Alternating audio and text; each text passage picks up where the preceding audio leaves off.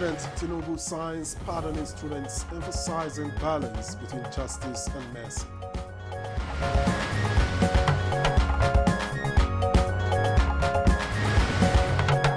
Renewed Hope agenda requires collective support. Vice President Shettima tells Ariwa Consultative Forum leaders. I'm very comfortable in my skin. I'm not afraid of tomorrow. The North has no business being poor. God has blessed the North with enormous resources.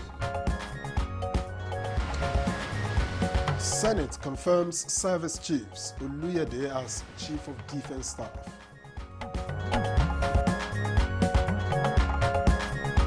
The nomination of Lieutenant General Olufemi Oluyede as Chief of Defense Staff is hereby confirmed for the Armed Forces of the Federal Republic of Nigeria.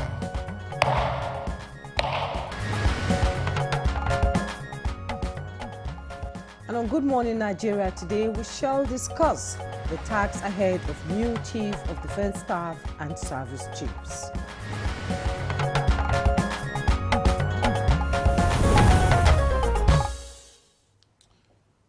Now, Nigeria's security landscape remains complex and multifaceted, with challenges that continue to test our national stability and, of course, its development. Indeed, Victor, I know the threats keep evolving, especially across the northeast, northwest, and southeast. Terrorism, banditry, kidnapping, and cybercrime, just to mention a few. And just when you think you've seen it all, new threats emerge, making security one of the most pressing national concerns today. Absolutely, and the government has been stepping up. Operations like Hadinkai and Forest Sanity 3 have targeted terrorist networks head-on. True, and beyond military action, we are seeing strong coordination, like the multi-agency anti-kidnap fusion cell, and increased collaboration with ECOWAS and international partners. But now there's a new energy at the top. President Bola Tinubu's recent military shakeup has brought in a new Chief of Defense Staff and fresh service chiefs across the Army, Navy, and Air Force. Now, that's right, and this new team is coming in with a mandate to refocus strategy, reform institutions, and restore public trust in Nigeria's security operations. Well, expectations are high. Nigerians want results, safer communities, better intelligence sharing, and greater accountability from our security agencies, Victor. And, you know, beyond the guns, uniforms, the big question is, how will this new leadership address the root causes of insecurity? Issues like poverty, joblessness, and social exclusion. Those are some of the questions, we'll be putting to our guests today as we examine the priorities before the new Chief of Defense Staff and the service chiefs. I'm Victor Azu. Thank you so very much for joining us on Good Morning Nigeria. And I'm Juma Yusuf. We're live on the network service of the NTA, Africa's largest television network. Up next, the newspaper review with Chukwudi Okoli-Obaja. I hear his voice somewhere in the room. But first, it's Comfort Amodu with the morning news. Good morning, Comfort. You look good in that green. Oh, it's lovely, actually. Good morning, Victor. And Jume, that's what we're proud of, by the way. Our President Bola Tinubu has formally exercised his constitutional power of prerogative of mercy by signing instruments of clemency and pardons, granting pardons to specific individuals. However, following consultations with the Council of State and Public Opinion, the initial list was revised, and a statement by the President's Special Advisor on Information and Strategy, Bayo Onanuga, announced that serious offenders such as those individuals convicted of serious crimes like kidnapping, drug offenses, human trafficking, fraud, and illegal arms dealing were removed from the list. Bayo Onanuga explained that the government cited seriousness of the crimes, security implications, sensitivity to victims and society, and the need to support law enforcement as reasons for the stricter list. He said the president has moved the Secretariat for the Prerogative of Mercy to the Federal Ministry of Justice and directed the Attorney General to issue new guidelines. He added the new rules will require compulsory consultation with prosecuting agencies to ensure only those who meet legal requirements benefit, and the administration reaffirmed its commitment to broader judicial reforms and improving the administration of justice in Nigeria. Equally, Bayo informed that the approved list has been sent to the Nigerian Correctional Service for implementation. The Vice President, Kashim Shettima, has charged the Arewa Consultative Forum to stand in solidarity with the renewed hope agenda of President Bola Ahmed Tinubu. He made the call during a meeting with officials of the forum led by its chairman of the board trustees, Bashir Delhatu, at the presidential villa.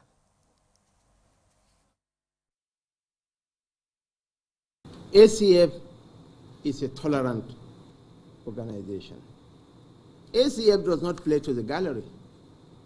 This is why when I met the president, he said, go and host them. They are wonderful people. Alhaji Nasiru Dano was there in the president's office. And over the past year, we have taken deliberate steps to reposition the fortunes of the North. We recognize that nostalgia is not public policy, and that the future demands innovation, not sentiment. The renewed hope agenda of President Bola Ahmed Tinubu prioritize education, agriculture, industrialization, and security as the pillars of Northern revival. And honestly, I'm very comfortable in my skin. I'm not afraid of tomorrow. The North has no business being poor.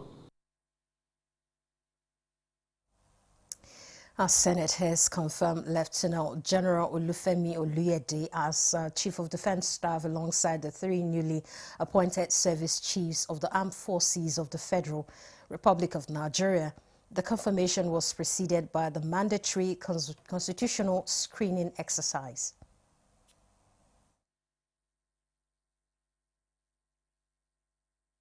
The nomination of Lieutenant General Olufemi Oluyede as Chief of Defense Staff is hereby confirmed for the Armed Forces of the Federal Republic of Nigeria.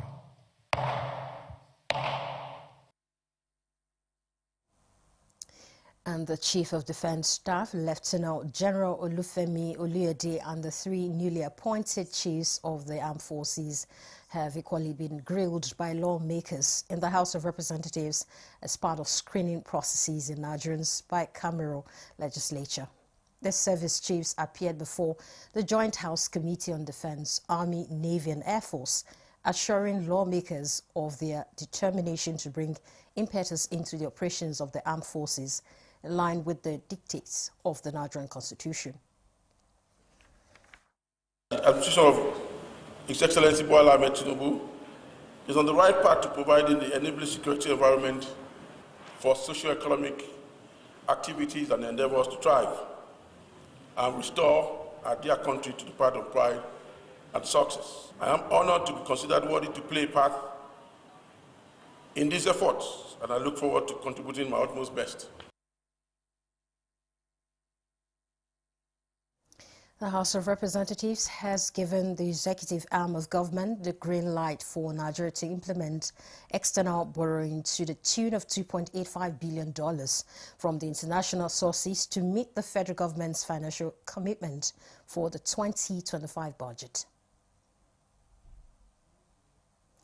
And despite the current funding gaps threatening the fight against tuberculosis, the world cannot afford to slow down in its response. Rather, it must look inward to invest in resilient health system, strengthen political and cross-sector leadership, while working hard to speed up the adoption of innovations towards eradicating the scourge by 2030.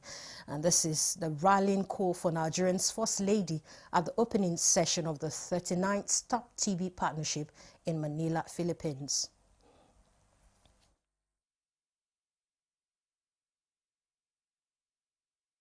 Through steadfast leadership, community engagement, and strategic national coordination, we have ensured that the number of people diagnosed and treated for TB in 2025 did not decline. This stands as a testament to the power of country ownership and to the unwavering commitment of Nigerians who continue to drive this response forward. This experience has taught us a vital lesson that the sustainability of our TB response cannot depend solely on external assistance. True progress must be anchored in national investment, domestic resource mobilization, and local accountability. That's the news. Good morning, Nigeria. Today continues with Victor and Jume after the break, and the conversation today is on security.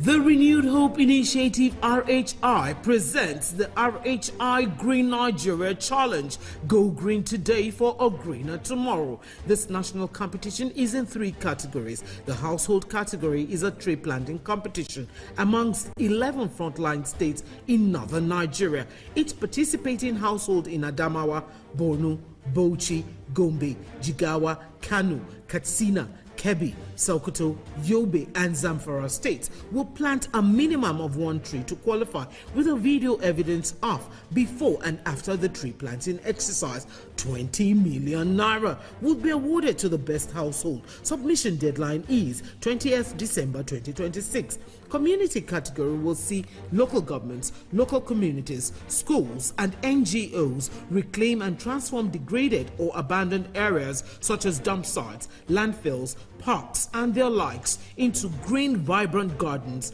parks, and eco-friendly spaces. 50 million naira would be awarded to the overall best community group. Deadline for submission is 15th July 2026. State category will have all states of the Federation and the Federal Capital Territory, excluding Enugu State, have a chance to address the growing threats to environmental sustainability and cleanliness. States will be judged based on the number of trees planted on major roads and inner streets and how clean they are. 100 million naira will be awarded to the best performing state. Already, Enugu State has 100 million naira for being RHI's model green state due to its greenery and cleanliness. Video evidence must be submitted by participating states on or before 20th December 2026. All entries must be directed to RHI Office, State House, Abuja, or email rhi.greenchallenge@statehouse.gov.ng. RHI Green Nigeria Challenge. Go green today for a greener tomorrow. And the National Productivity Order of Merit Award goes to... The only tomato paste manufacturer to win the National Productivity Order of Merit Award by the Federal Government of Nigeria, endorsed by the Association of Private Medical Practitioners of Nigeria. This is an evidence of 100% natural goodness. Eat healthy to live longer. Buy now and enjoy up to 20% discount. Tomato paste, the taste of Nigeria.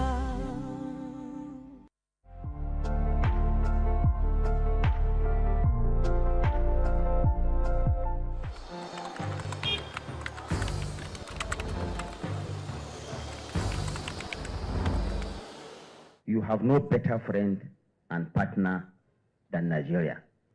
Let this unveiling today be a call to conscience. Let our practitioners hold the line of truth. To the media, please inform with integrity and with a deep sense of patriotism. To our public officers, communicate with transparency. To citizens, please let us speak with empathy. Let us come together to become the voice of responsibility, the voice of the world that heals division, that inspires hope and drives development.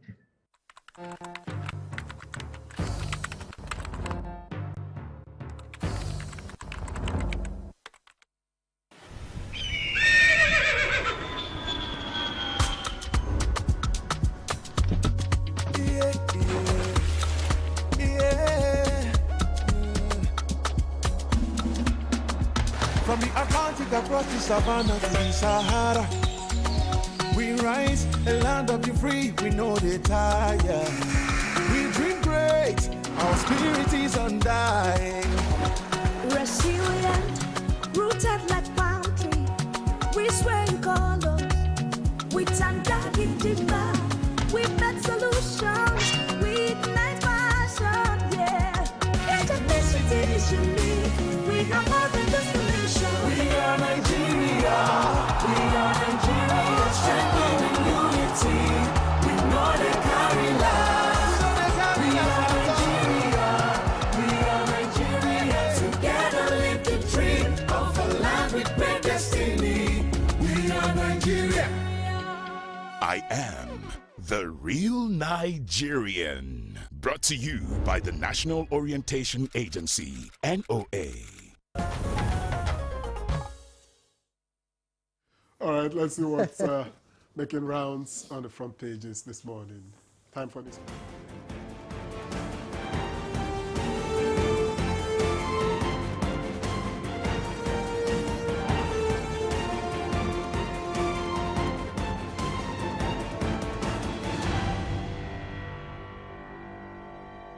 Newspaper reviewer Chukudi Okoli Baja is seated in the studio ready to take us through, the big stories this morning. Chukudi. You guys make me feel important. And I love the fact that you make me laugh every morning. You guys make me feel important. And every time I pray to God that my mother is watching TV in the village, really? She would know her son is doing well in Abuja. Yeah. Jealousy, how now?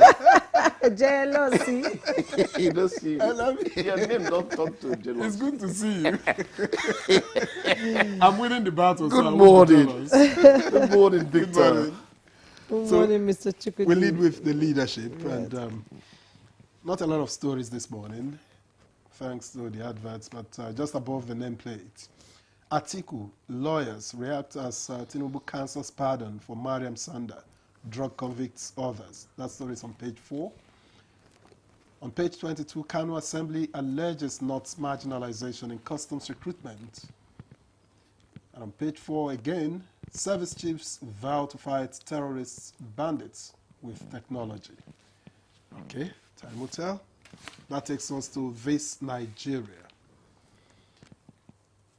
And inside, just beside the nameplate, court orders permanent forfeiture of $49,700 recovered from ex-INEC official.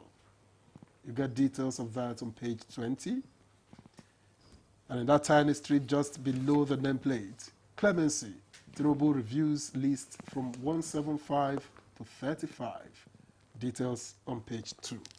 Jumai? Let's quickly go to the Blueprint newspaper. And above the masthead of the Blueprint newspaper, FG Stella signed $400 million deal to boost local steel production. You find the details on page 8. And some good news there.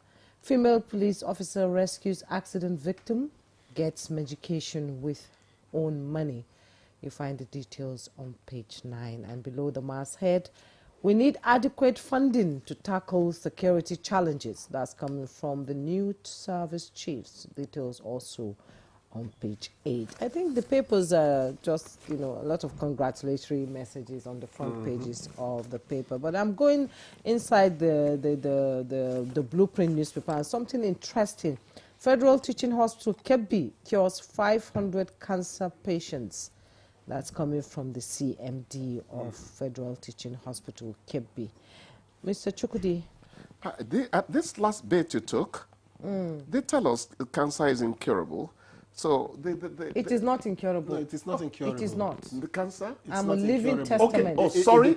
Yeah. It depends on the stage of it. No. I had stage 4 in my lungs and stage 3 in my breast, and I survived it without chemotherapy. You need to be paraded. It is curable, yes. To give inspiration to humanity around you. Yes, it is curable.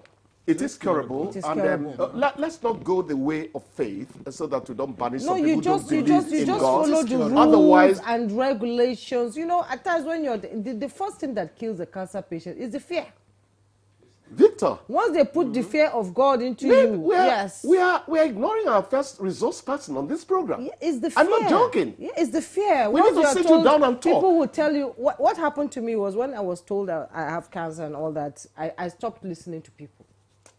Anybody coming to tell me, somebody died too, you know, she suffered, and I stopped listening to people. I became an introvert. I stayed away from people, and I just followed the rules and regulations. That became part of your medication. My medication. You I stopped didn't want to talking listen to sad stories of people who died from cancer. People who had from people who had from people who had from others. I did it. I know it's. I'm not sure if I should say this, but my mom survived cancer in 1996.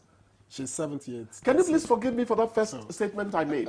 I wanted to argue that at a stage of it, it's really not something you could cure, you know? But what you said now, stage 4. I remember my doctor telling me, why are you just sitting there? I'm telling you have cancer. You just sat down there. And I said, what do you want me to do? Faith kills too. Fear kills. Faith kills. Faith kills too. You believed you would conquer it, and you conquered it. Yes, and I had a friend who was staying with me. Like we say in the Anioma parlance, when you agree, your God will agree. Yes, and I had a friend who was staying with me, and she was always saying, she was crying, and I told her that if you're going to cry, just leave me alone. Federal Teaching Hospital, KB, congratulations. Please cure more. 500. Yeah, please, you have covered that bit with a very, very wonderful story. Time frame given? No, within 1 year, within 5 years? He said more than 500 cancer patients have been treated and cured of cancer cases by the federal. That's what wonderful. Yes, who used the hospital as a terminal during her walk-away cancer exercise in the state. So I think it's over a period of time. Because just for perspective, this month is cancer month. I knew that they said if you could detect the lump early enough and all that, you know, that's what I knew. Anyway, we thank God for your life, and thank you for the confession you made. Alhamdulillah. You have strengthened many people out there. Yes. You would know it's it. The fear. And a lot of people come to me and I give them advice, and believe me, they follow it to the latter, and most of them. You might have more reason to know you more. Now, 175 down to 35, and Tinubu is now set to listen. But by even his most vitriolic critics, I've always told you guys that Tinubu is a dialogue That's the maker. beauty of this administration. I've always said it. He listens. Tinubu is a dialogue maker. That's why I said he knocks you out without using a punch. He doesn't have to deliver a punch. He has a way of handling people. He's a leader. He's a leader. Let's stop, because we're journalists. We're supposed to tell him more things he should do. I like the fact that he listens. Tell him, yes, you're doing well, but there are other things But there are other things he That's needs to how do we talk too. as journalists, okay? Yes. Yeah. We need to have purchasing power to buy food items that have dropped. In fact, I am going to talk. I'm going to talk well ahead of the next negotiation of the minimum wage. I'm going to stoutly. Joe Ejiro is going to love me. Aluta continue. Yes. Victoria Sata. It's okay. So murder, drug trafficking, and corruption convicts have been dropped from the list. That is a good. Body language matters a lot. It's very important. It's not what he said, but the way he said it, that angered me. Those things come into communication skills discussion. So we like the fact that the president heard the outcry. It's not just Sanda, you know, the lady who murdered Bello, her husband. Some other people who were kidnappers who have a corruption case. No, Sandra is still there. She has been committed to 12 years. 12 years now. 12-year jail term instead of, you know. And you know, she has spent some years there. Yes, she has, which is not bad too. It's not bad. The truth is that there is nothing that cannot be forgiven in life for the man who really believes in God. So, but what do you make of moving the from special duties to I think that, thank you for reminding me of that. I think that is the proper thing to do. The best move ever. I think it's the proper thing to do, because those is the Justice Ministry that knows all the labyrinths of the matter being discussed. In fact, I was surprised when I read that special duties was handling it. I said, but why would it be that way in the first place? But then it's never late to mend. The important thing is to change. Another good story, police is our friend, we say. If police officer, female police officer rescues Actually, it should be the police are your friend. Police takes a plural verb. Yes, police are your friends. Okay, you could say policeman is your friend. Yes, but the correct English is police are your friend. Well, I'm in class already. When you go to police station, every police station you go to, what is this? Police is your friend. Not you misguide them. Yeah, boy. Court orders permanent forfeiture of $49,700 recovered from former INEC official. Where you get the money? Well, I read it to the end. It said they suspected it was from criminal activity. But I think part of what they should have done was to find out how that money was garnered, where he got it from, so that we know how to plug holes in the future. You know where he got it from? He knows, of course. You know. Money not the worker. You know where he got it from. I don't. I don't. I'm saying that the process of investigation should also have revealed it. Because they'll tell you, follow the money. Yeah, they can't tell you everything. Wasn't it you who reminded us that Mike Guinea once said that he didn't come to count money in Akwa Ibom? No, he said I didn't come to count votes. I came to count. This one obviously went to count money. Well, let's congratulate our service chiefs and the chief of staff. But there's something they're telling us. We need adequate funding to tackle security challenges. Sometimes I ask myself, how many drones can we boast of, deploying in that theater of operation? How many drones indeed? Well, we'll get to hear from our guest this morning this is what we're discussing. Oh, that's not what you're discussing. Actually, I heard from a very eloquent lady there. Yes. Let me not let the cat out of the bag. She's going to give us all right, Chukwudi. Take some water, coffee if you may. And walk out of the studio. That's what you have not added. Have a great day. Pretended, have a great day, Mr. Chukwudi. Pretended love. All right. Good morning, Nigeria. We'll continue with the conversation after this break. Please don't go away.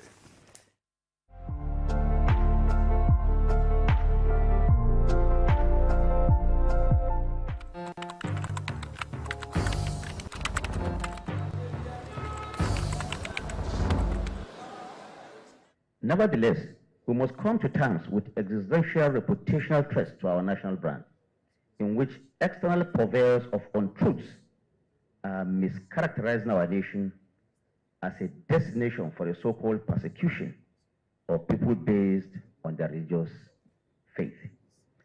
This is a propaganda externally woven by those who want to break or weaken our unity. For the upteenth time, I'm emphatic that there is no iota of truth in the communication that is out there, that there is a deliberate, calculated effort where one particular religion is targeted for extermination.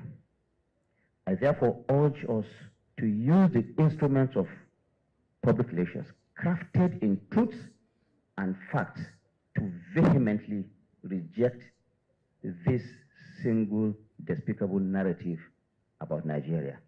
It is incumbent on all of us to unite in a voice that will ensure that Nigeria is indeed a country that is anchored on the freedom for everyone to practice his or her religion. In any case, that is what our Constitution stipulates.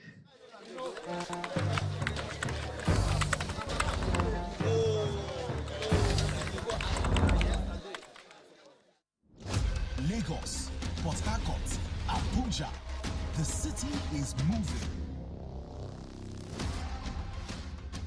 New voices, heavy drip, all heart. From the streets to the stage, this is the next Afrobeat star. Yo, yo, yo. What are we here for? Let's Afrobeat star. Let's get nasty. And the talents from all over showed up to own the room.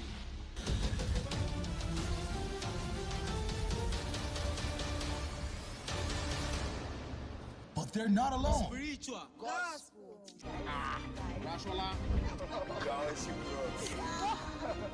All chasing a slot to face the judges. Puffy T, SARS, Andre Vibes, P Pride. Catch next Afrobeat star on.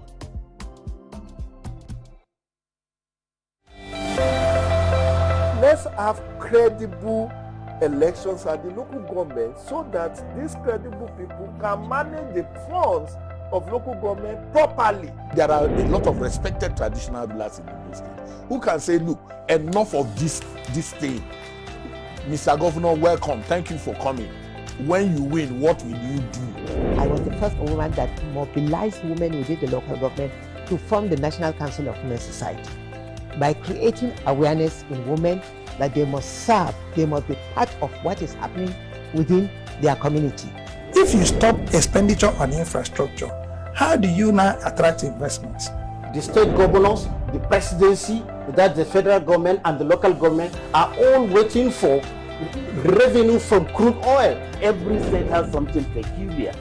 So the emphasis now, if your local government has something peculiar to that particular local government, the emphasis should be keep producing that particular product. We need to do three things.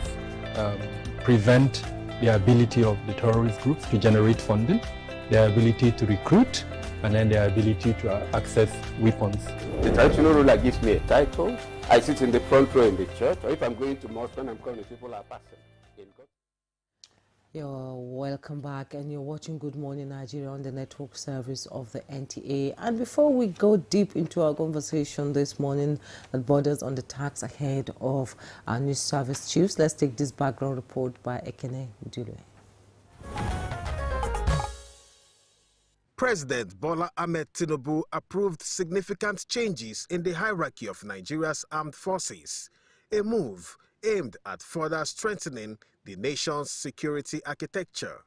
In the new appointments, Lieutenant General Olufemi Oluyede takes over as Chief of Defense Staff. Major General Waidi Shaibu assumes command as the Chief of Army Staff, while Air Vice Marshal Sunday Aneke becomes the new Chief of Air Staff. The Nigerian Navy now has Rear Admiral Idi Abbas as its Chief of Naval Staff. Meanwhile, Major General EAP Ondiandeye retains his position as Chief of Defense Intelligence. The newly appointed service chiefs have appeared before the Senate, where they were screened and confirmed for their respective roles. Lawmakers charged them to bring renewed vigor, strategic innovation, and unwavering dedication to the fight against insecurity in all its forms. From terrorism and banditry to kidnapping and insurgency, the task ahead is enormous. Across regions, communities continue to face evolving security challenges that test the strength and resolve of the armed forces. But confidence remains high. These new service chiefs bring with them years of tested leadership, operational experience, and a deep understanding of Nigeria's complex security landscape. The nomination of Lieutenant General Olufemi Oluyede as Chief of Defense Staff is hereby confirmed for the Armed Forces of the Federal Republic of Nigeria. As they assume command, expectations are clear: deliver results, restore peace, and reaffirm the trust of Nigerians in the capability and commitment of their armed forces. The nation watches and hopes as this new team steps forward to write the next chapter in Nigeria's fight for security and stability. Today on Good Morning Nigeria, security experts seated in our studio will be speaking on the task ahead of the new Chief of Defense Staff and Service Chiefs. All right, many thanks, Ekene Udule, for that background report, and joining us here in the studio to discuss the task ahead of the CDS and Service Chiefs. Let me make welcome Wing Commander Musa Salman, retired PhD, Security and Development Experts. Welcome to Good Morning Nigeria. Good morning. Thank you. Thank you for having me. All right, let me also welcome Professor Hiz DJ Bataku, who is a behavioral change and regimental effectiveness consultant. She also consults on non-kinetic interventions. It's a pleasure to welcome you to Good Morning Nigeria. Thank you. Good morning. And also joining us here in the studio is another regular on the program, Patrick Agbabo, President, CEO, Security Watch Africa Initiatives. Thank you so much for having me. Thank you for joining us. Good And morning. from our Jos studio, we're being joined by Major Gabriel Aduofiko, retired MD CEO Damex Consultants Limited, Development and Security Consultant, one-time Secretary General, retired Army, Navy and Air Force Officers Association, and consultant on integrated community development initiatives under the UNSDP programs in several states in Nigeria, Ghana and Sierra Leone. He's joining us from our Jos studio. Thanks for joining us.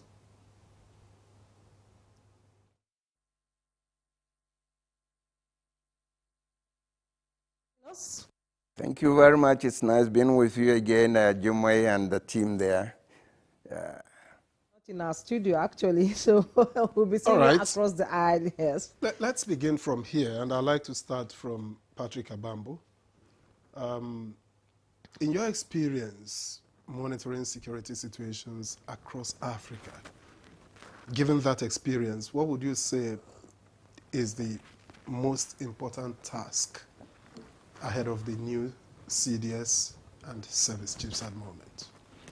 Thank you so much. Yeah, I think that the most important task is, first of all, to continue and consolidate on what is on ground. They already have their job cut out for them, and so they need to be able to understand, which I make bold to say that they already know, because they are coming with a resume that is well-grounded and experienced on what is the challenge before the country. Speaking with some of them yesterday, they're already ready to start up. They're just waiting for the formal take-off today, which will be done this morning. And so all they need to do basically is consolidate, rejig any part that has not given much of result. The challenge is there for everybody, so they know that themselves. The men are there, equipment is there, the willingness by the government to support them is there. Just again to buy in the communities, that is the next thing, because today, as we speak, there are still some who believe that the security challenge in the country is for the government. They are not, some citizens believe it's not for the citizen to handle. So there's need for them to also buy in the people to be part of the move, because it has to be a whole of society approach, without which no success can be achieved. Then continue with the reform in terms of, I'm happy that Professor Hayes is there, issue about behavioral, the attitude of some of the soldiers. The officers, I could say, are much better, but the soldiers, some of them, due to the challenging situation in the country, is affecting them in carrying out the duty they are supposed to do. So consolidate with what is on ground. Don't tinker much with it, because it's already set up. The agenda is there. Then buy in the people, the communities and the people, get their confidence. Then make sure that the people, the soldiers particularly, the airmen and the seamen, that they all understand and work together with the programs that are laid out. Okay, thank you so much for your opening comment there. Let's bring in Wing Commander Musa Salmanu, retired, into this conversation. You know, President Tinubu's decision to remove and replace and appoint new service chiefs generated a lot of discussions. It was a shock wave, you know. People were getting, you know, the news was just coming in and people were saying they'd be removed, they're still there. So shock. Some of them were still in office. So from your perspective, what message is the president sending with this reshuffle? That's my first question. The second one is, how significant is this change in Nigeria's security architecture at this point in time? Well, thank you. So the message is clear. I'm the commander-in-chief, and I think in one of the responses it was clear. I'm the commander-in-chief, and as the commander-in-chief, constitutionally and so on, I'm not a lawyer, so I wouldn't go into that, but operationally you have the responsibility, as every commander would, from time to time look at the theater, look at the look at everything and say, okay, who or what do I need to do to ensure that my objective is achieved? As the commander-in-chief, you have a responsibility, and the president, you have the responsibility to provide basic safety, security, and so on and so forth. So it's important that from time to time, you look into what every of your appointee, amongst them are the security chiefs, to see how they are doing, how they are performing, not necessarily because they are doing bad, but because you want a redirection or something, so you could change. So I think it's normal. After all, in the harmonized terms and conditions of service, even though it has an open-ended, but in the first instance is 2 years, so they have passed the normal 2 years. They were just on an extra years and so on. So I see it as a normal thing. It's a routine thing in the military. One commander, let's go down just beneath the service chiefs, theater commanders, general officer commanding, and so on and so on. The service chiefs themselves routinely rotate them, change them, post them. It doesn't generate much issue.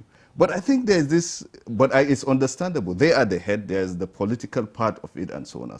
So if you remove all that, I think it's routine, it's normal, it's expected, and it's within the right of the commander-in-chief, the president, in his capacity as the commander-in-chief. So it's normal, and I think Nigerians, we should not take it so much.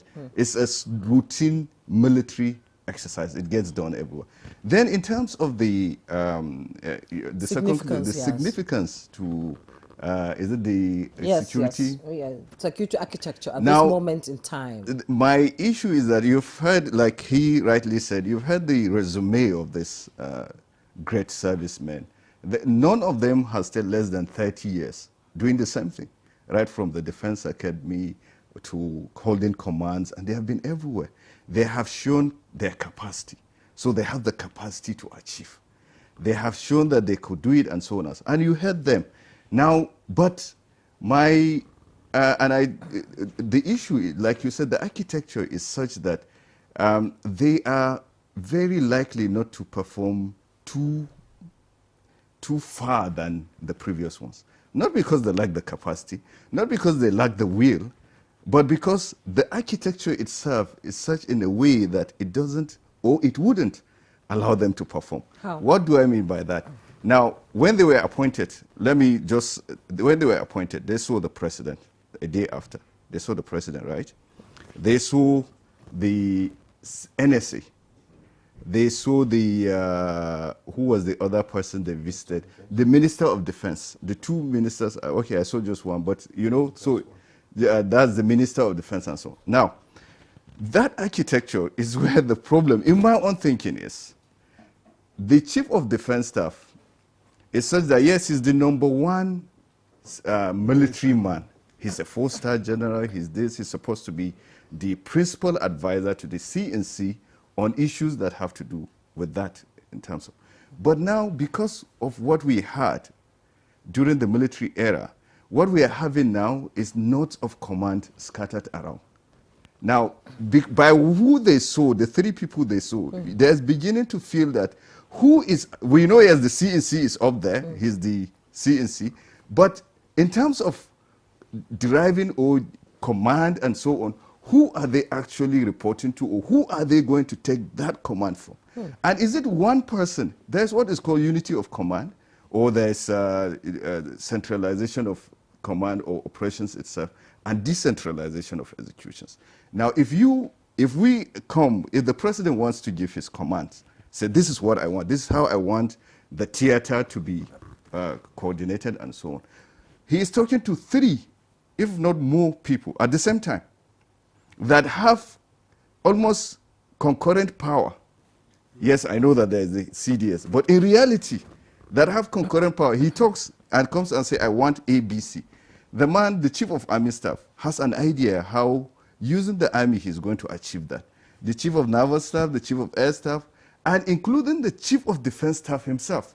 Now, when they get out of that room to kind of compare notes and so on, everybody is coming with a different idea on how to achieve that. Of course, these ideas could be shaped by their service, You know, if you're in the army, if you're in the navy, so the thinking would be, you'll be that.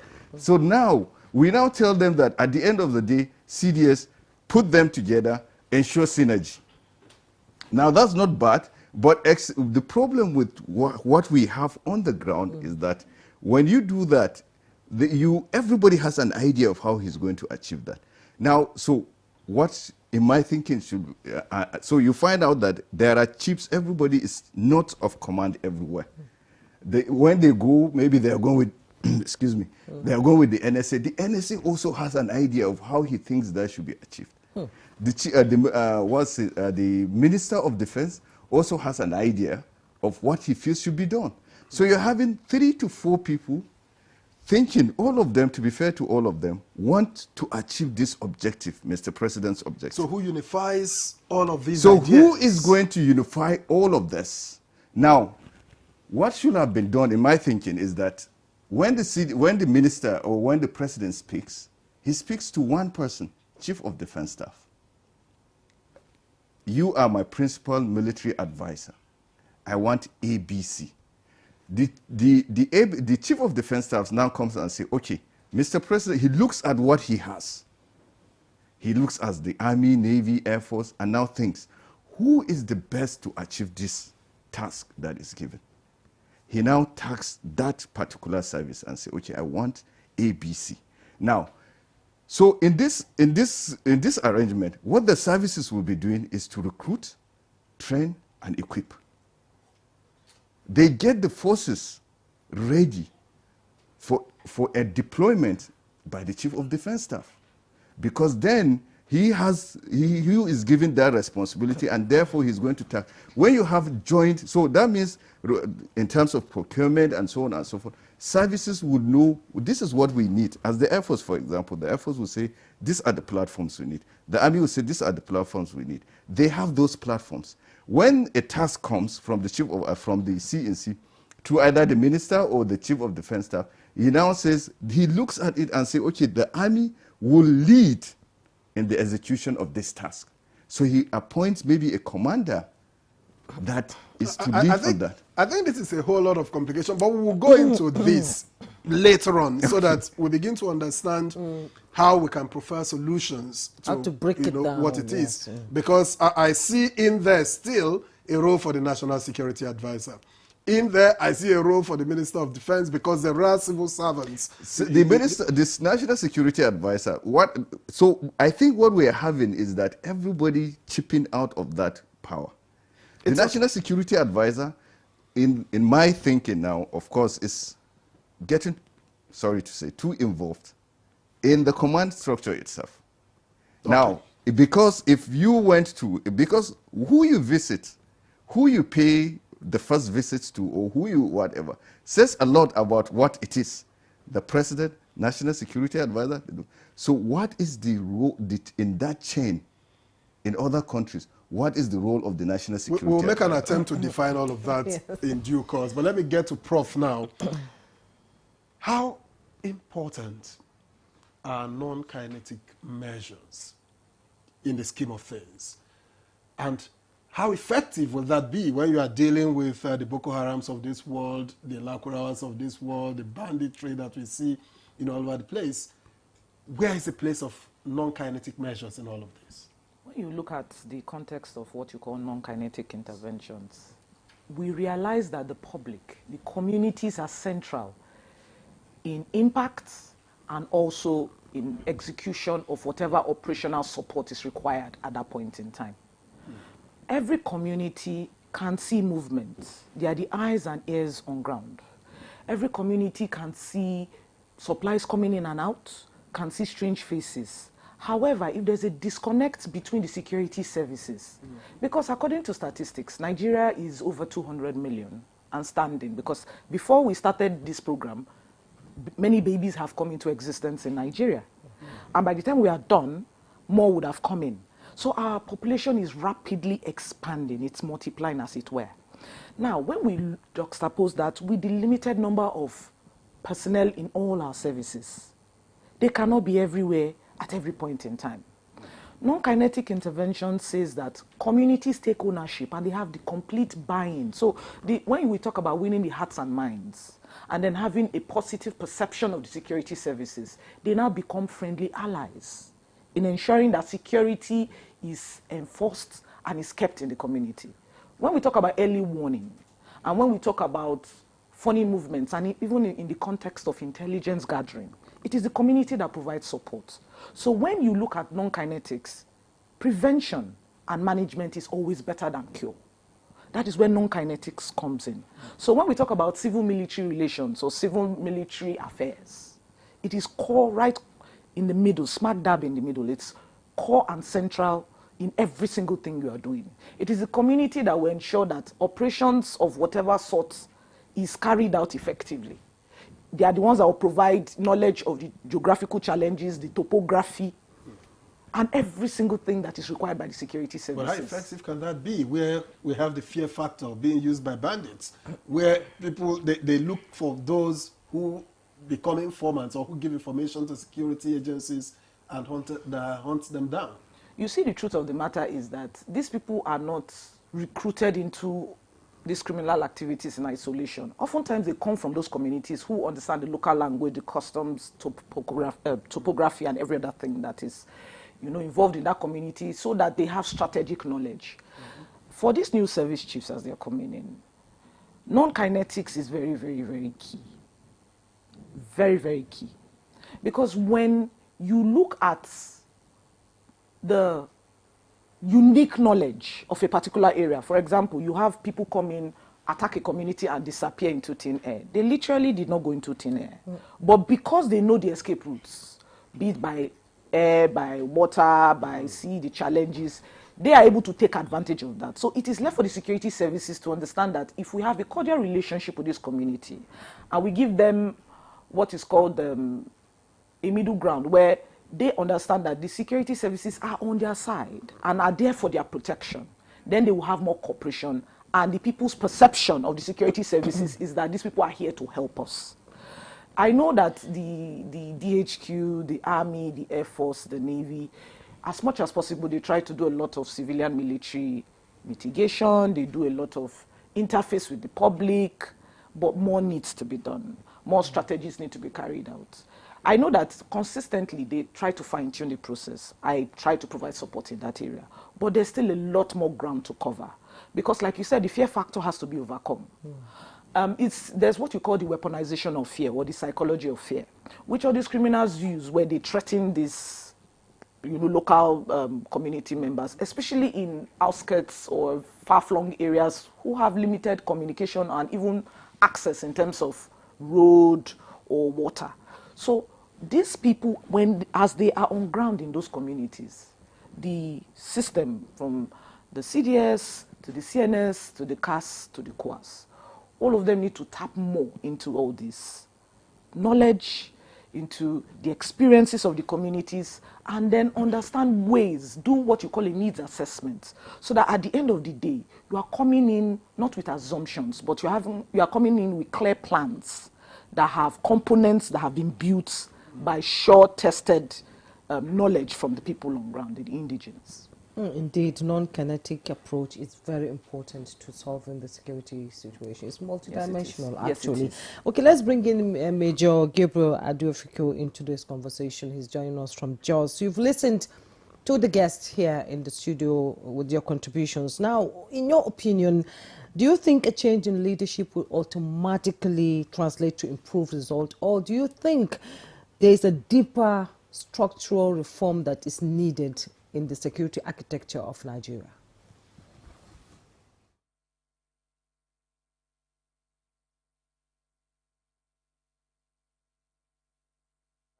Thank you very much. First, permit me to say this, that I'm not sounding patronizing, but permit me to appreciate the team that has just left the stage.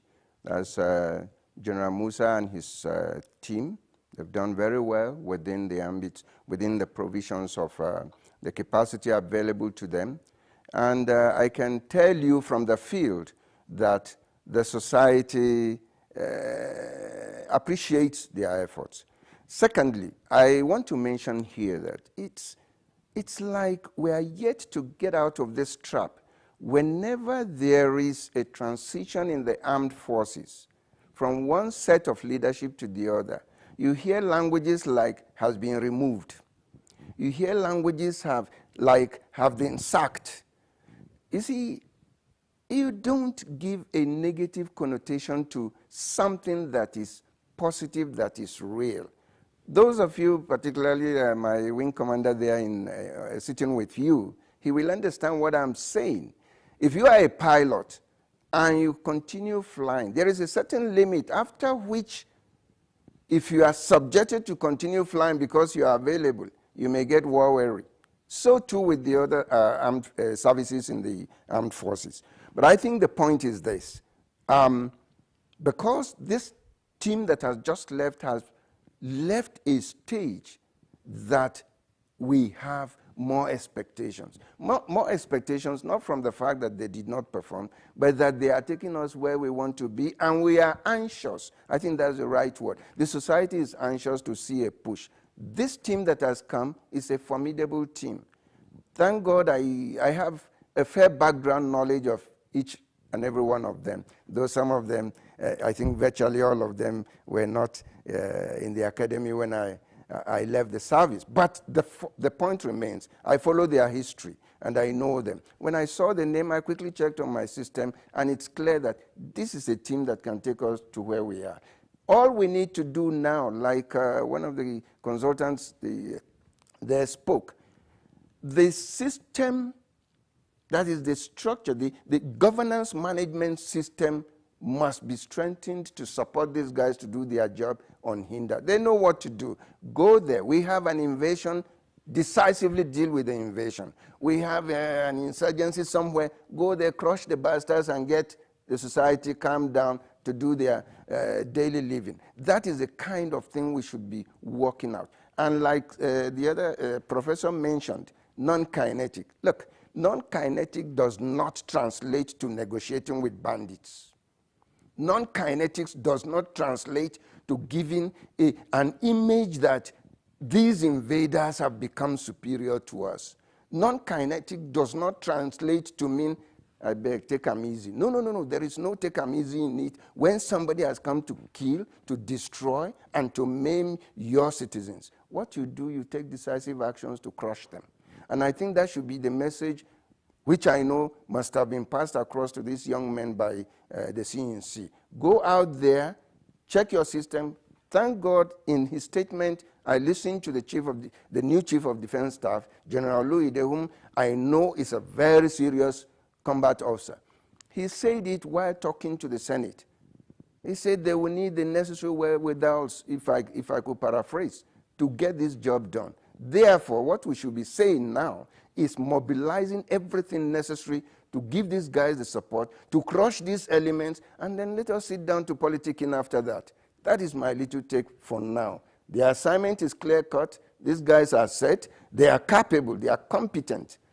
They will do the job. But we need to give them the necessary strength, particularly in the development of their various platforms, to carry out the job. I know what I'm talking about. Somebody mentioned drones. What if you set out your drones and the drones go there and do your aerial, technologically based surveillance, and you don't have the manpower or you don't have the logistics capability to follow it up with the necessary action? Your drones will be a waste. That is something else for some other discussions. But for now, these guys know their jobs. Let us support them in whatever way. Encourage them. Go back to our various communities. Tell them the new guys are not, they are not angels from anywhere. They are your boys who have also grown, and they are competent, they are ready. We give them the necessary local support. Yes, information is necessary at the grassroots level. Look, let me state this loud and clear here.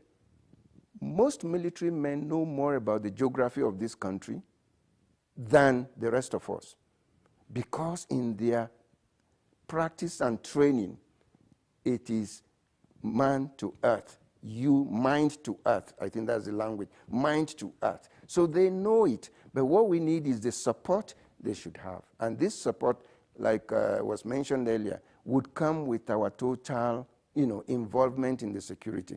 Permit me also to mention here that when you are talking about security, you are not just talking about the combat aspect of life. You are also talking about the survival aspect of life. There is the food element, there is the economic element, there is the social element. When you put all this together, then you get a concise security management system. So please, once again, I want to say these boys are good. Let us remove any negative connotations of removal, replaced. No. They have come to continue where their predecessors had stopped. And that is the way this thing would go. Major Dofiku, thank you very much. We are not replacing you yet. We'll just come here and return to you subsequently. But let's remind our viewers that we're expecting your messages. Keep them short, keep them simple, with your name and where you're writing them from, so that we can take as many as are possible. Thank you very much. Let me get back to Patrick Abambo. Now, public trust in the military is a bit fragile. What do you think that this new leadership can do or should do to regain public trust, at least improve it? Okay, now I think first we need to understand where what made it fragile. First is the years of military rule. That's a long time ago. Which is a long time ago, but some people still have the hangover, I should use the word, that these people have just come to plunder, to kill, to do a lot of things, and not caring even if anybody is hurt or not. So people still have this them and we factor. So it's a big problem for the military themselves, even though over time they have tried to show that they're actually Nigerians and they feel the situation, they are part of the whole system. So, but still, some people still hold back. Then secondly, it's, a lot of Nigerians still consider issue of political leaning, ethnic leaning, religious leaning in their thinkings and their actions most of the time. And I can tell you that some people believe that if now is the President Tinubu that appointed the services, so these people are working for him. If I'm not in a political class with him, if I'm not in the same political party, I must not support them so that he will not succeed. They still have that holdback. Some believe that, oh, where are they from? Where is this person from? No, I should not. So they still have all these things. But over time, working with the military, I can tell you that they have shown that no, we are working for Nigeria. We are not particularly, yes, the president is the commander-in-chief, but we are working for Nigerians, because that is why names matters a lot. In all the services, you see Nigerian army, Nigerian, because they are Nigerians and they are for Nigeria. So they want to let people know that we are for you. But a little bit again, they feel that government failure to meet their aspiration also translate to the security agency's failure. They would rather want to hobnob or cooperate with the enemies of the society for one reason or the other, for either because of monetary values or whatever, or sentiment, than even work with the security forces, both the military and the other security paramilitary agencies, to the extent that some are beginning to even form their militia groups. Ethnic militia groups are clustered in nearly all parts of the country, creating more problem. What they need to do really is, with all this, which I know, because I know that these people we have, drawing from the experience they have, they will understand this challenge. What they need to do is get closer more to the people through the non-kinetic approach. Also encouraging government. I went to a community that it's not from the city, it's not more than 20 kilometers. And it took us almost 2 hours plus to get there. And so how do you rescue or respond to challenges when it gets there? So when they don't respond in time, when there are crises, the people transfer this disappointment to these security agencies. Why did it take you 2 hours to get there? Bad road, Okay. no infrastructure. Vehicles cannot even easily access all these areas. So there have been a lot of overtime neglects. She mentioned about remote areas. We talk about security in the cities and metropolitan areas, but you need to visit, which like I did in the last 2 months, visiting some very remote areas in the country, and I can tell you that it's as if those are different. They are not living in Nigeria because they have not had the impact of government felt in any way. The only closest people they have is these bandits and these terrorists, and they offer them what they could consider as succor. I've seen one of the commanders, try to tell them, yes, they may give you water today, but tomorrow they are taking your blood from you. So you rather choose. Now we know government will try as much as possible, whatever we have, give them. Some commanders had to provide some basic necessity for these people to survive. That is as much as they are doing, and that is not supposed to be their responsibility. But just to be able to make sure that their work is successful, because just like she pointed out, we all agreed that you cannot work in isolation. You need the people. So they are gradually trying to build up. We went to a community, wanted to speak with some people, but they are not ready to talk with us. Yeah, but they would rather want to talk with criminals if they have this thing. They are not ready. But there was a place we went to, because over time they have been neglected, but now they are seeing the military coming to provide support for them. They are ready. They're embracing everybody now. So gradually it's happening. Over time, the neglect has been there.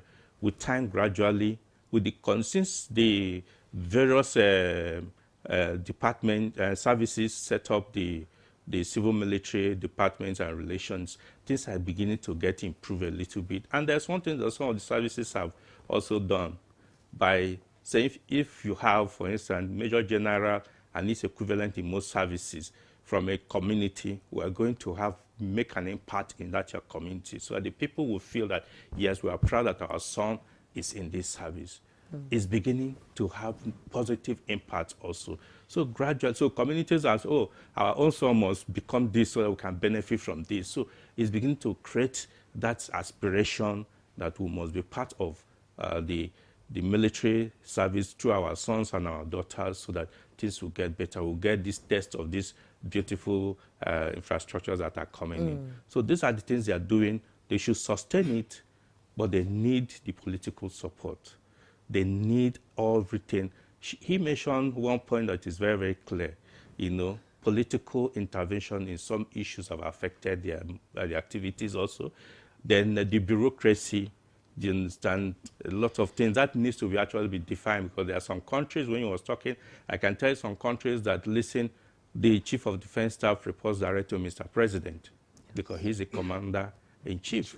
And it doesn't have to go through most of the bureaucratic situation we have in this country. So he hears from him directly. So what would be the role, for instance, I had asked earlier, in this circumstance, what would be the role for the National Security Advisor and then the Minister of Defense? National Security Advisor advises the President, who is a special advisor, like other special advisors, on issues of security generally, both human security, physical security, all this. So it's an additional voice to that of the CDS. Do you understand? So all these CDS specialize in the area of the military and the defense of the country. So it's something that we should first of all streamline very effectively. The minister is for the political interventions during the Federal Executive Council meetings and all those issues, administrative areas. But in terms of operations, strategies, and techniques, the Chief of Defense Staff should have direct access and direct interaction and relationship with the Mr. President. Of course, he could delegate, the President could delegate through his advisor to intervene once in a while, but that should be something that we need to look at the structure for them to function ultimately. better. For them to function ultimately, that's the key word. Now, Major, I don't know if you could mention, technology, which is very, very important in fighting insecurity anywhere in the world. We've seen how AI is working now. We've seen how the Americans are using drones to locate terrorists and crush them, like Major Ofigo says. So, what role should technology, and intelligence, led operations play in shaping Nigeria's security response to this hide-headed, monster we call insecurity in Nigeria, because it's just spreading. It's a snake that has so many heads. Well, yeah, technology has a very big role. When you listen to them yesterday, specifically, I think I listened to the Chief of Naval Staff where he spoke about, Chief of Army Staff, I think he emphasized the role of technology, or what he's going to do in terms of technology and so on. So technology is actually a force multiplier in the sense that it helps to fast track, to facilitate, to get all this information. And it's very important, whether the technology is used in terms of gathering information, that's in terms of intelligence, or it's even used as platform in response for kinetic means and so on and so forth. Or it does wonders. Now, technology in itself is not enough. Now you have to look for the person behind the technology. That's now what brings about the issue of training, retraining, and so on in the use of that technology. And also look at if, like, I think, is it you or some Major Luke said, if you get the technology, you get the information, you get the intelligence, your capacity or ability to respond immediately is also very important. Because this target or this information continuously is an evolving theater.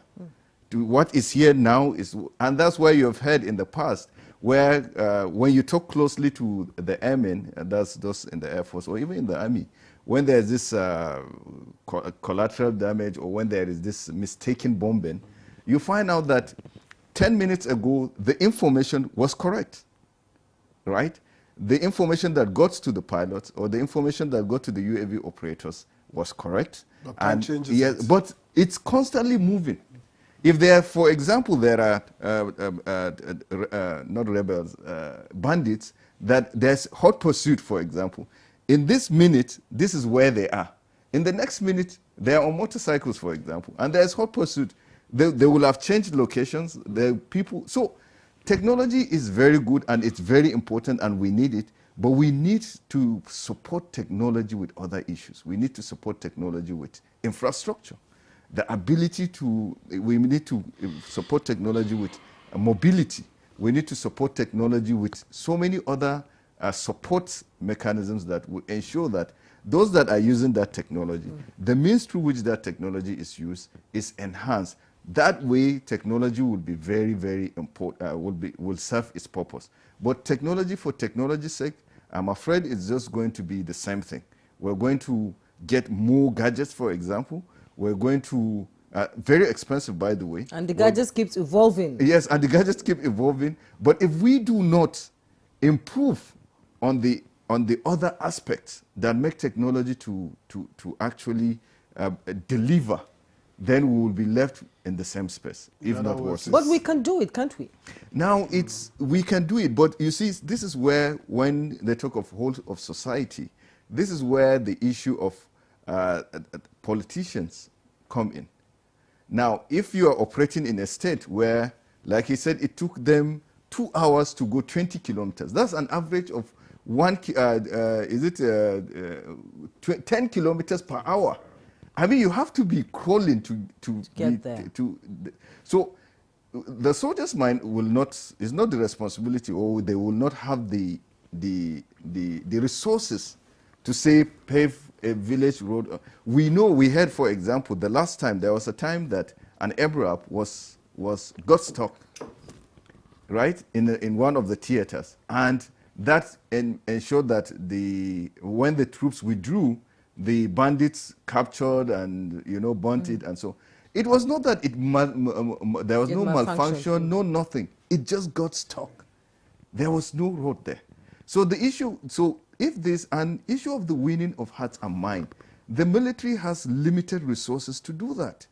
It talks about the issue of democracy and the dividends of democracy, which is a political issue.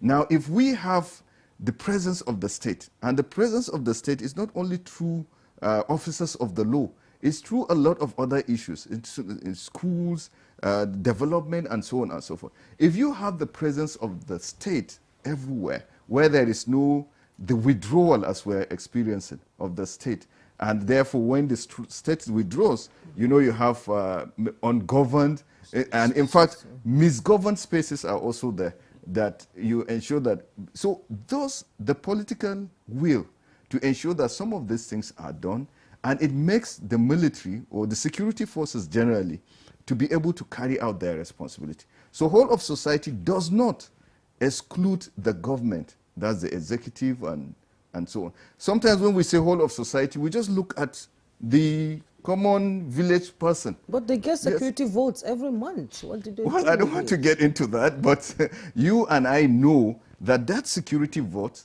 as huge as it is, when they leave power, we hear where it goes to. When there is an audit or anything, we hear. So and it's an issue of utilizing the resources for what it is. And that's why I'm talking about the issue of governance here. If we don't get governance right, honestly, the former chief of defense staff said that all this boils to good governance.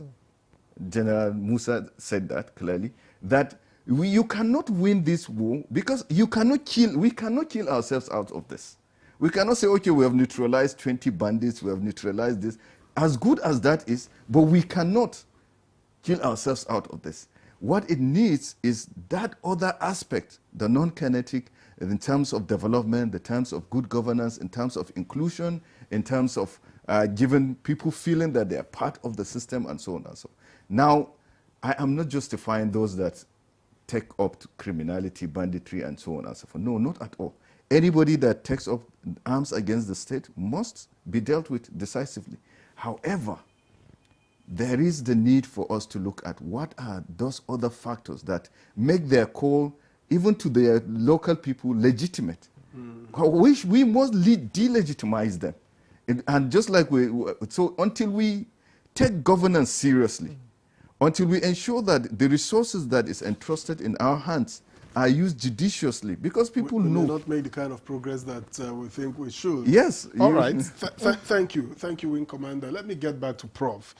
And I'm wondering, in addition to all of these, morale and discipline in the field often determines failure or success. Yes. So what kind of psychological reorientation would you say should be prioritized at this time? At this point, when we look at these issues forensically, the soldier matches on his belly, his experience, and his morale, and also his level of resilience. Your cognitive capacity, so your ability to, let me put it in simple terms, to plan, to learn, your ability to adapt or adjust, your ability to reason or think, your ability to recall or remember. Everything that compromises that or affects that is an enemy that needs to be fought. If you buy all the technology and you have all the weaponized drones, the latest technology, in fact, you have consistent R&D day and night, 24 hours, and the man manning it is compromised in any form or shape, you have lost the battle and you've also lost the war. Anything that affects resilience, which is your ability to bounce back, even when you face adversity, even when you face stress and challenge. Because there was a study that was done a few years ago, and it was said that for every operations personnel in the field, at least a quarter of them will come down with what you call post-traumatic stress disorder. A good number of personnel are dealing with PTSD of various degrees. So you have mild and you also have complex PTSD. Along with the fact that we also have people who are genetically predisposed by virtue of the family they come from and then the genetic makeup of their father and mother and what we call our ancestors. Some of them are given to schizophrenia. Some people are struggling with BPD, bipolar disorder. Now, But did this begin while they were in service? Because all of these are supposed to have been part of the screening process. Now, you see, everything we are doing comes down to how does he think, what is he thinking, what is his level of resilience and his cognitive capacity at that point. At the point of recruitment, that's why I said forensically, right from recruitment even to retirement, because just like you have these active people who are no longer wearing the uniform but are able to provide their own input and provide support, we have thousands of retirees across the country who can still be trained to provide support in addition to the people wearing uniforms. Some of them are far older. There was a program that was held many years ago, and then it was the VAD, so Veterans Affairs. And we spoke to people who served during ECOMOG. And we spoke to some of these people who served during a different time. So when they were in service, they did not encounter this banditry that we have now. But however, they still have relevant skills and knowledge, but some of them need some technological updating. I was fortunate to have even met a soldier that was 92 or 94, and he was so smart and he knew how to manipulate his phone and do so many things, and he was quite agile. So even though the physical capacity is in there, are we engaging these people mentally? So the man in the uniform right now, who has gone through close to 15 years of banditry, has seen so many of his colleagues killed. When we talk about reorientation, we need to now understand that we are not just only fighting a physical enemy, you also need to fight what is working against him mentally and cognitively. Structures need to be put in place to ensure that you have psychosocial support systems amongst even the spouses and the children in the barracks, because they are your first line of support for the family. A man you ask to go and fight but is having some issues at home, or is having some challenges in terms of budgeting or finance, because when we talk about welfare, people just tend to think of it in terms of money.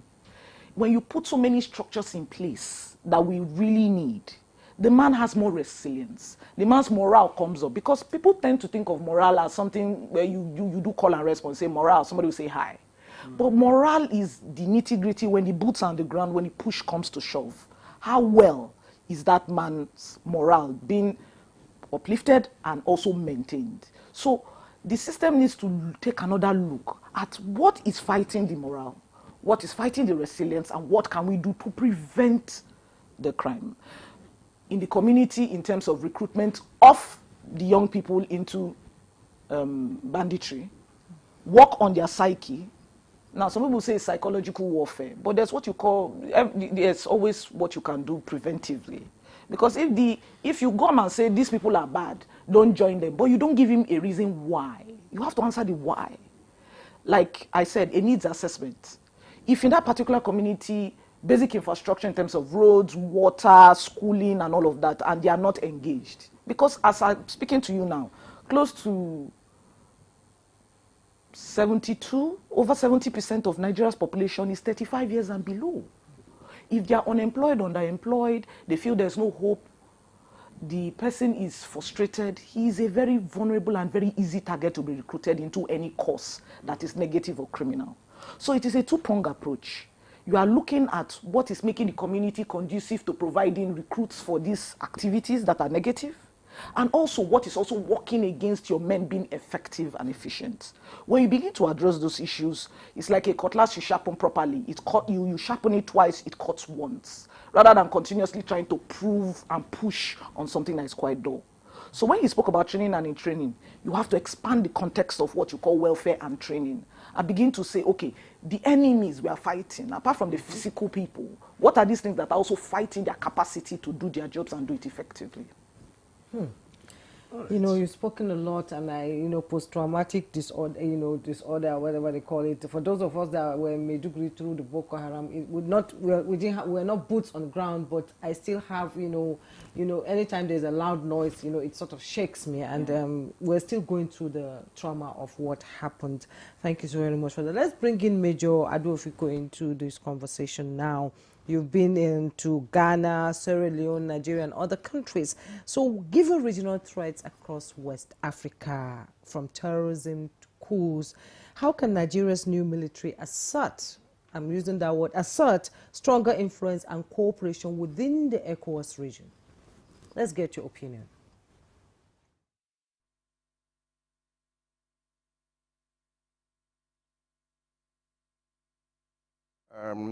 First of all, let me say this. our military remains respected in the sub-region for our history and for our established capability and capacity, in spite of the kind of, warfare, asymmetrical warfare we are facing in the country. But the truth of it is, we are gradually losing that fame, not because of lack of capacity, but because of this traditional phrase that physician, heal thyself. We were out there, and we are still out there helping people to heal themselves. And then suddenly we have our own version. I say our own version because there are a lot of peculiarities to our circumstance in Nigeria that are not known to them. Therefore, I will make a very simple suggestion that let us first fix our situation, and our relevance will not only be re-established but enhanced in the West African sub-region. What do I mean by fixing our situation? You see, we've been talking about security, and our thoughts have been on the armed forces, the Army, the Navy, the Air Force. We forget that a strategic aspect of the base plate of our security architecture is the police and the paramilitary organizations. These ones should be made to do their jobs, should be built to do their job. And this takes me back quickly to a historical fact during the Nigerian Civil War in 1967 when it all started. It wasn't difficult for the government then to know that we did not have enough hands in the armed forces.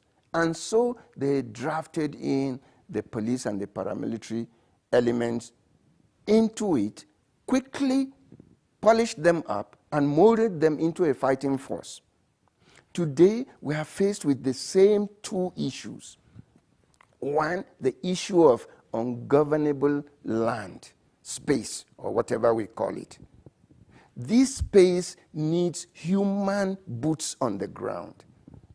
If we cannot enhance the strength, the capacity of the police, please, let us be informed that the police is the most remotely deployed element in the security architecture in the country.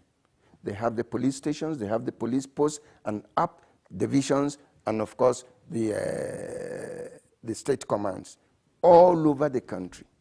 How effective are they in the performance, in the capacity to play their primary role? I'll give you a very typical example.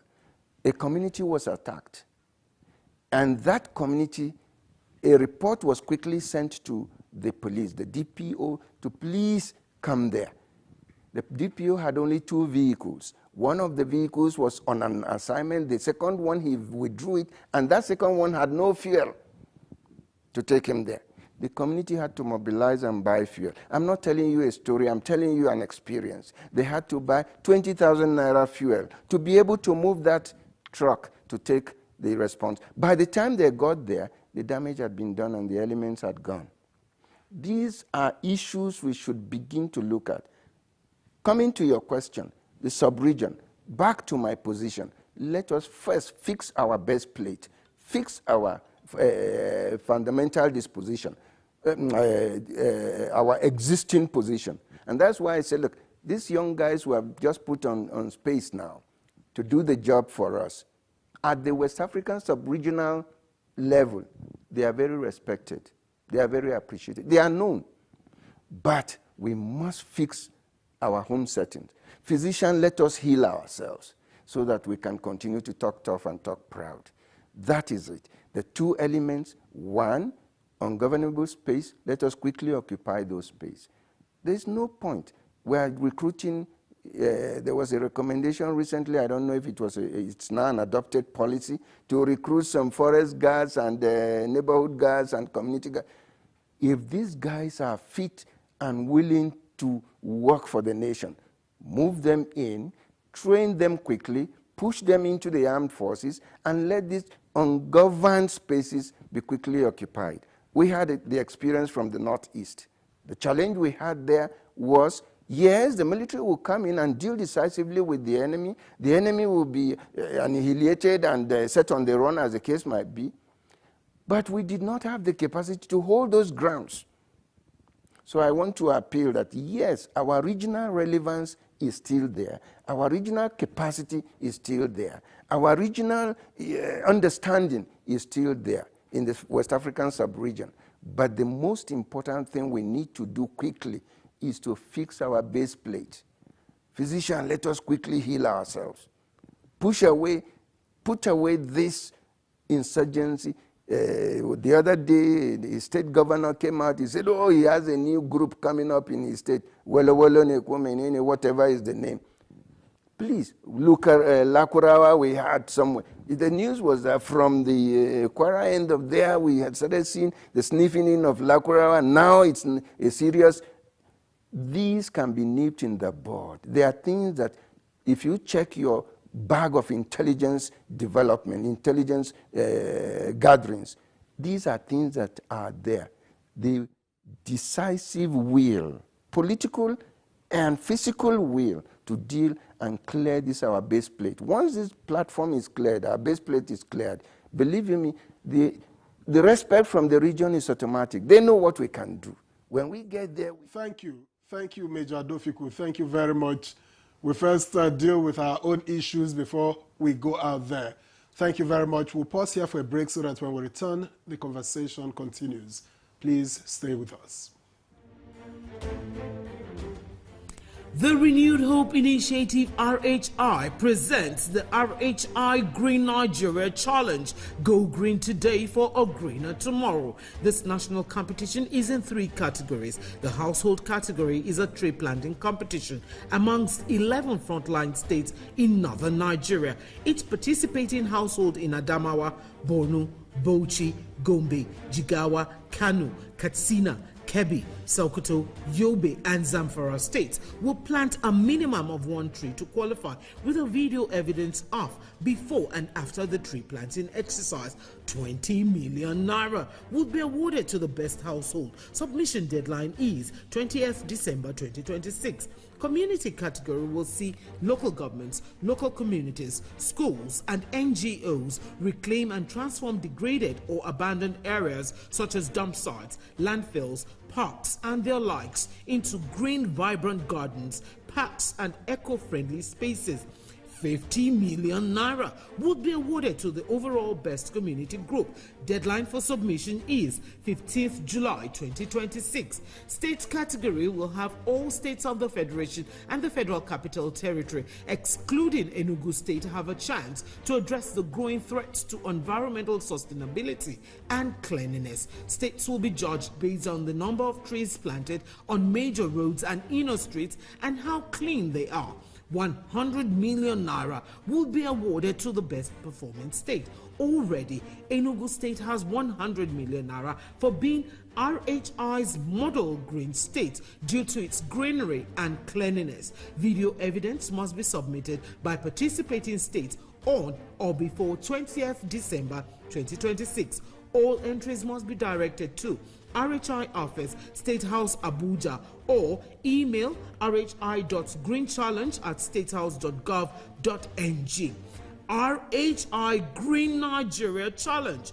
Go green today for a greener tomorrow.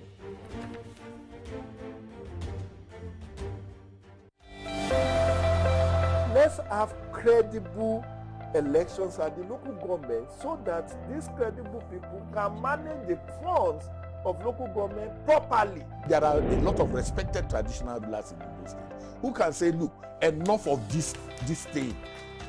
Mr. Governor, welcome. Thank you for coming. When you win, what will you do? I was the first woman that mobilized women within the local government to form the National Council of Women Society by creating awareness in women that they must serve, they must be part of what is happening within their community. If you stop expenditure on infrastructure, how do you now attract investments? The state governors, the presidency, that the federal government and the local government are all waiting for revenue from crude oil. Every state has something peculiar. So the emphasis now, if your local government has something peculiar to that particular local government, the emphasis should be keep producing that particular product. We need to do three things. Prevent the ability of the terrorist groups to generate funding, their ability to recruit, and then their ability to access weapons. The traditional ruler gives me a title. I sit in the front row in the church, or if I'm going to mosque when I'm coming, people are passing in God's own house. What am I doing? I'm mentoring a new generation who think that the only way to be taken seriously is to be seen to have a lot of money. Good Morning Nigeria, live every weekday between 7 a.m. and 9 a.m. on the network service of the NTA.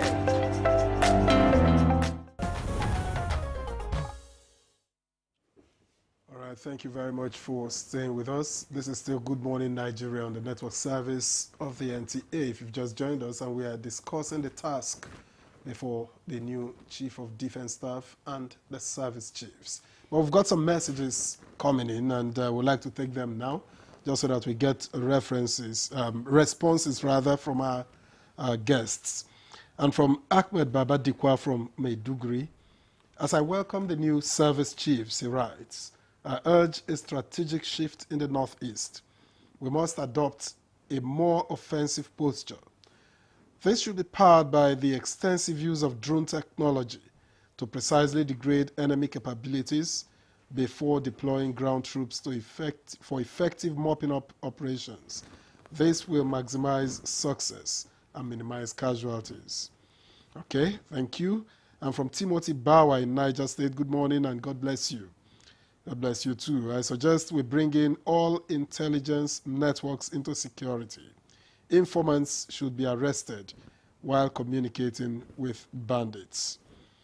From Joshua Ajav from Makurdi, good morning Nigeria. I advise use of intelligence technology to acquire information for security. And finally, this one has no name, but reads, the federal government and state governments should look at this whole internal insecurity and safety differently. Train our police and equip them to deal with the internal challenges and let our military guard the borders. Okay, I have some that come in from on my tab too, from Mohammed Awal Musa Afamai Kanu. He said the service chiefs have pledged a comprehensive effort to improve national security. May Allah help them in the course of their duties. Amin Summa Amin. And Chikedim from Wari Delta State said, with these appointments, Nigerians expect enhanced coordination and strategic leadership in addressing security issues, improved troop welfare, and a more effective defense system. The government's commitment to providing sufficient funding will be crucial in enabling the military to discharge their duties effectively. Chikedim from Wari. And Nandam Web from Jos said, Nigeria has the military might, but when you use politics to begin to dilute the effort of the service chiefs and commanders, then it will still be the same old story. I thank the guests in this discussion. God bless the armed forces and their families. God bless Nigeria. And Emmanuel Joseph Bello from Jos also said, I congratulate the new CDS and service chiefs. They should bring new innovations to fight the enemies of our country. Okay. Maybe we'll take responses, quick responses, because we are gradually winding up now. Yes. Patrick. Yes, good. Just like they pointed out, two things from the views of the viewers. One is the issue about repeated call for drone, usage of drone, which is technology which we have talked about here.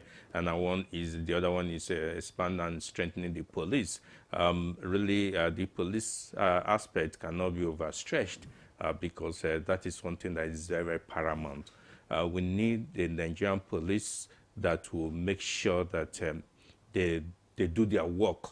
Unfortunately, today is lacking in Nigeria. The police are not doing what they should do. That is why you have this overwhelming pressure on the military. Everyone is looking up to military. When there are issues, even simple issues of domestic affairs, people would rather want to look for the military to come and intervene instead of seeking the alternative, better measure, civil means of doing it. The North also talked about that put a lot of pressure on the military that when they're supposed to be advancing, you know, they can't because they had to protect the gained grounds, and that created a lot of problem, and it's still creating problems to today. So the police needs to be a lot of surgical operation, I would suggest, in terms of their capacity.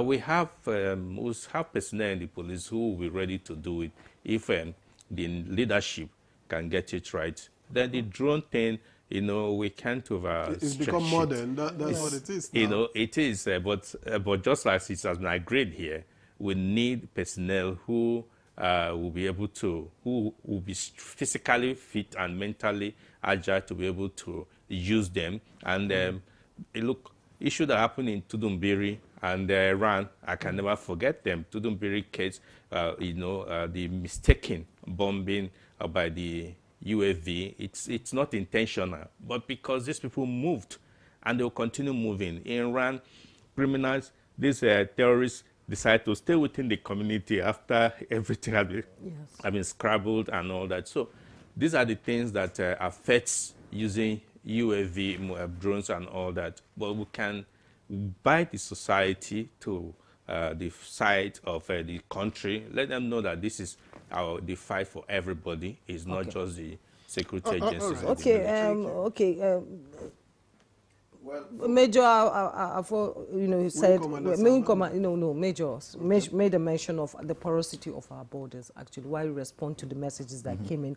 So what partnerships should Nigeria prioritize to strengthen defense capabilities and counter transnational crime that we see all because of our borders, actually? Well, in terms of the borders, I think long enough there has been identification of the Northeast general area, and that's as part or one of the major sources or routes through which we have this arms and so on. So the multinational joint task force, which Nigeria is very active, in fact, in a way leading, has been doing well in that, but there is need to kind of reinvigorate it and ensure that it's able to achieve, whether it's to be able to take care of that part of the border. Now we know, like we've said, that there are agencies that are primarily tasked with those responsibilities, and what we have faced in the past, or a lot of times, is that we keep shifting responsibilities. There's a primary organization that is supposed to handle something. Once it fails, instead of looking at what happens or what can we do to improve that, or consequences even, we just shift it to the next guy available.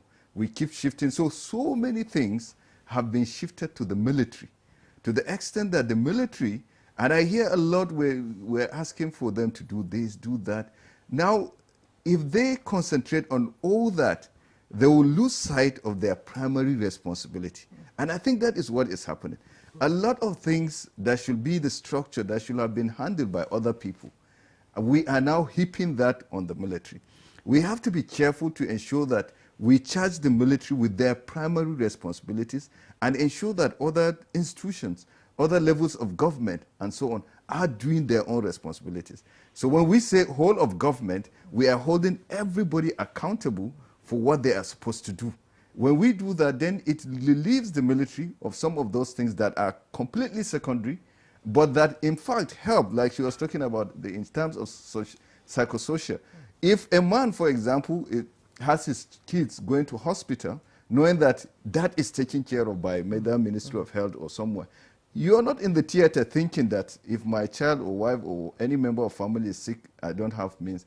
If other aspects are taken care of by those responsible sectors of the economy or society, you find out that the military now focuses on what it's doing. Lastly, we can't overemphasize the need for technology, yes, but also the need for numbers. No matter, like I said, technology is a multiplier. You need the numbers. Of boots on ground. That way, that's the only way you can occupy. Because sometimes you need to show presence, you need to occupy, you need to dominate the theater. Lastly, because I don't know if you come back to me here. No. Lastly, I want to also emphasize that for the military to be very effective, and for these service chiefs to achieve with the energy and so on that they are coming for, and the support, you can see the support from every Nigerian. That issue of blow in the line of command has to be looked at, and we have to ensure that if we're having a CDS, then he should be a CDS that is actually in control. The CDS should be the person that deploys. The services should recruit, train, and equip. The CDS should have the capacity to deploy when he feels that this is how to achieve Mr. President's without political interference. Without, of course. All right, thank you, Commander. And I'm saying there's something we don't talk about a lot, which is leadership style. How important is this in commanding loyalty in the field and being able to direct operations? Recently, of course, we can't pretend not to have heard, oh, was there a coup attempt, was there not? It was in the public space. But how does leadership style work in all of this? Leadership style sends clear messages. Body language sends clear messages. We can talk the talk, but we have to also walk the walk. Leadership has to be constantly communicating with the man, the last man on the field, the last private, the last airman, the last rating on the field. And that is why mentorship is key. There's a paper I'm supposed to present on mentorship styles in regimentation. And if you do not have, for example, NCOs, senior NCOs, RSMs not being able to pass the knowledge and experience that they have and impart in these young men, because the truth is that these people we call other ranks are more in number than officers.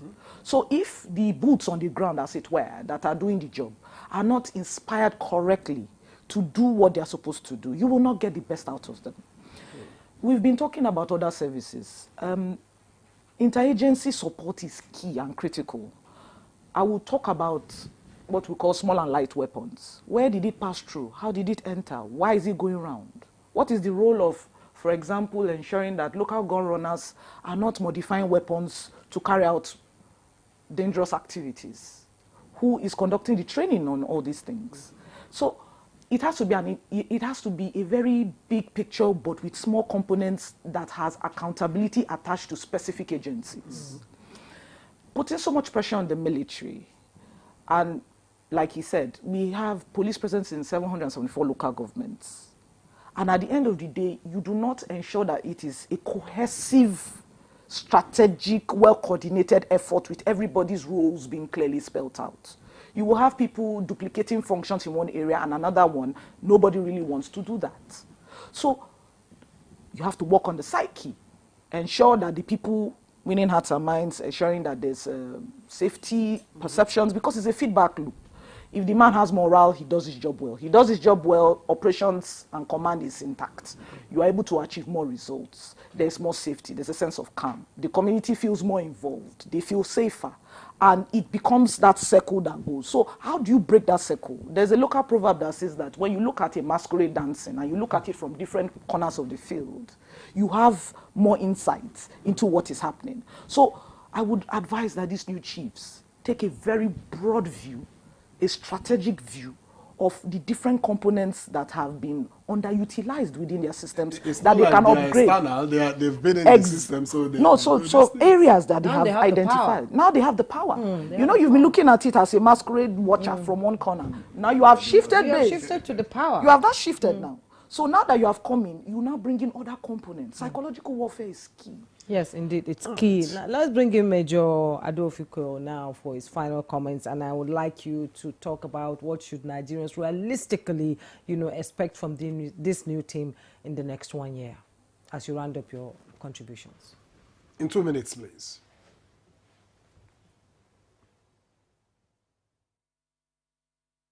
Well, I want to be a prophet this time around to say that this team is a good team.